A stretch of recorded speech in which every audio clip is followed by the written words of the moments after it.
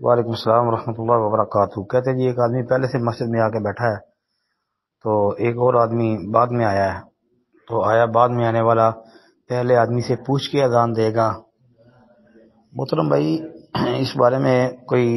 صراحت کے ساتھ کوئی حدیث نبی علیہ الصلوۃ والسلام کی ہمارے علم میں تو نہیں ہے۔ البتہ یہ دیکھیں کہ اگر تو پہلا آدمی یہ پتہ ہے کہ وہ اذان دینے کے لیے آیا ہے اور وہ عام روٹین میں بھی اذان دیتا ہے، تو پھر اچھی بات یہی ہے کہ اس سے پوچھ کے تو پھر ہی بندہ دوسرا آنے والا اذان دے۔ اور اگر بعد میں آنے والا جو ہے وہ بغیر پوچھے خود بخود اذان کے لیے تیار ہو جائے، کھڑا ہو جائے،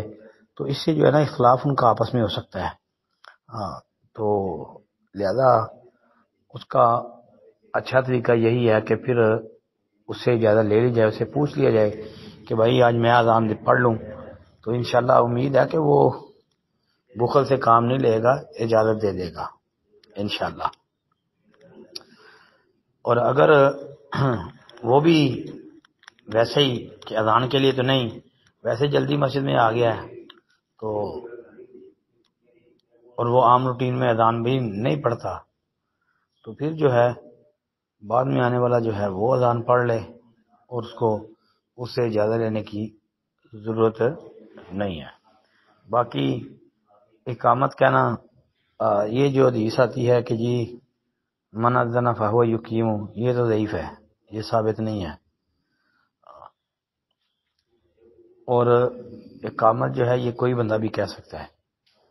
لیکن اگر کئی مسجدوں کا اپنا نظام ہوتا ہے، اگر کسی مسجد میں اس مسئلے میں اختلاف ہوتا ہے، لڑائی جھگڑے کا اندیشہ ہے، تو پھر یہ ہے کہ پھر ہر بندہ اٹھ کے یہ کام شروع نہ کرے، کیونکہ فتنہ فساد، لڑائی جھگڑا ڈالنا ڈلوانا یہ کوئی سمجھداری والی بات نہیں ہے۔ لیکن پھر اس مسئلے کو بھی مسئلہ بنا لینا